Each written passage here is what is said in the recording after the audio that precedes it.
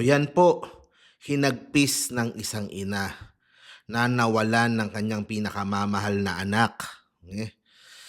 Sinumpa niya yung management, yung coaching staff, yung mga players ng Ateneo na sa tingin niya ay nagsisinungaling daw. Yan ba gusto natin, Father Bobby Yap? Okay? Di ba, medyo ilang araw na rin ang nakalipas mula nung pumanaw si Rene. Di ba?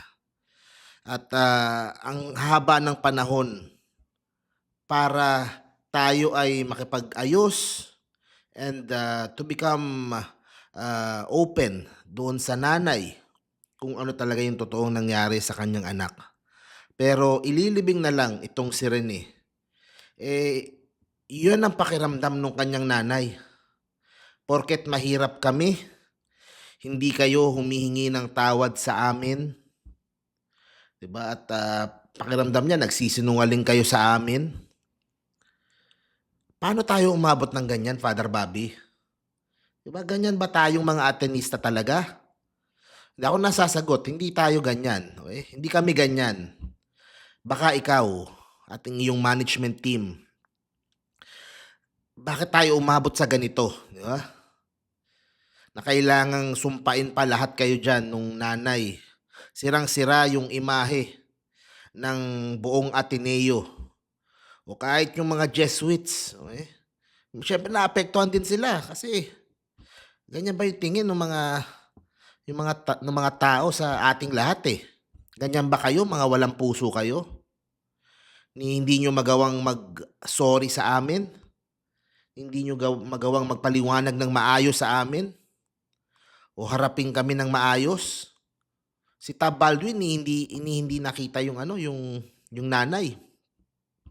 Hindi hinarap yung nanay dun sa nangyari. Ano nangyari, di ba? Bakit tayo umabot sa ganito? Well, more or less, medyo klaro na din sa akin kung bakit. Ang lumabas sa news ay pinapatawag na rin ng NBI, pinapasupin na rin itong si Father Bobby. Okay? I think sa CIDG, humarap din siya. Kinausap din siya. And I'm not sure, syempre ayoko naman pangunahan yung ating kapulisan. Baka posibleng makasama si Father Bobby sa mga makakasuhan. Okay? Na nakakalungkot kasi mabait na tao naman yang si Father Bobby. Mabait naman ang puso niyan. Kaso merong pagkukulang eh. May pagkakamali. Merong pagkukubli. Merong pagtatanggol sa mga tao na hindi naman dapat pinagtatanggol. Pinili ninyo na protektahan si Tab Baldwin kesa alagaan yung pamilya nung dalawang Atenista na nawalan ng buhay. Diba? Pinili nyong i-retain or isalba yung basketball program kesa magpaliwanag ng maayos, mag-apologize ng maayos at intindihin yung mga pangangailangan ng pamilya ni Rene at ni Divine. Okay? More so dito kay Rene kasi nandito yung pamilya niya. Yung pamilya ni Divine nasa abroad, so medyo mas mahirap yon. Pero itong kay Rene, nandyan lang yung pamilya. And gets ko na dahil kasama sa iniimbestigahan yung Ateneo President, si Father Bobby Yap, kung bakit siya ganun ka-apprehensive, kung bakit ganun ka-playing safe yung kanilang legal at maaring hindi nila maikwento ng buong buo sa nanay kung ano yung nangyari.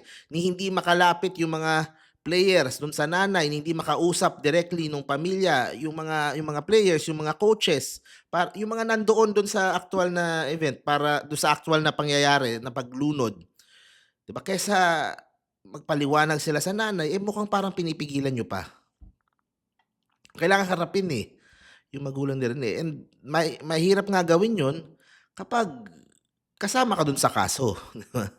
Siyempre magiging defensive ka talaga. Kaya nga, bumabalik tayo doon sa aking sinasabi na dapat noon pa lang, sa ilang araw pa lang after ng pangyayari, dapat kasama si Father Bobby sa mga preventive suspension muna. Dapat nag-step down na muna. Kasi pag ikaw yung mag-iimbestiga, ikaw yung magha-handle, pero kasama ka din doon sa mga iimbestigahan, 'di ba? Meron ka na kaagad conflict of interest, eh. Kaya nagkanda sablay-sablay yung response nung school, eh. Kasi nga kasama ka do'n sa iimbestigahan, 'di ba? Kaya nga meron tayong preventive suspension. Kaya nga 'pag ikaw yung in charge tapos iimbestigahan yung iyong ahensya o institusyon, eh, you would step back muna to make sure na hindi ka makikialam do'n sa investigasyon at na hindi ka makikialam doon sa response, do'n sa pangyayari. Ano tuloy ang epekto, 'di ba? Yung mga players takot tuloy, takot na mawalan ng kanilang, scholarship, 'di ba? Siyempre ano sila, hindi sila gano'n makapag-open, 'di ba? Takot baka mabalikan sila nung mga coach na matitira. Baka so maganda ano natin, eh, let's start fresh, 'di ba? Fresh slate muna. Mag-step down muna si Father Bobby. Let someone else take over and then let's start healing, let's start the rebuilding process. Okay? Sa school at diyan sa mga players at doon sa buong programa ng basketball na siguro i-delay muna natin, 'di ba? Wag muna itigil muna natin ng ilang buwan muna dahil sobrang traumatizing nung nangyari. Anong gusto niyo, pabalikin niyo kaagad sa court yung mga bata? 'Di ba? Isang tabi na muna natin yung basketball, kaya naman nating mabuhay sa Ateneo ng 1 taon, 2 taon walang men's basketball, 'di ba? Gano'n ba kahalaga 'yun sa inyo?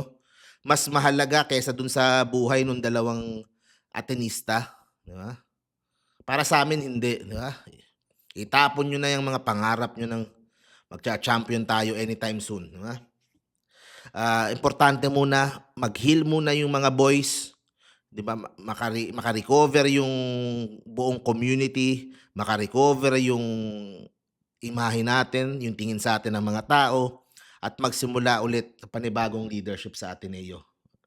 And like I said, Father Bobby, kung nag-step down ka, fokusan mo muna yung magiging kaso niyo lahat, tapos asikasuhin mo na.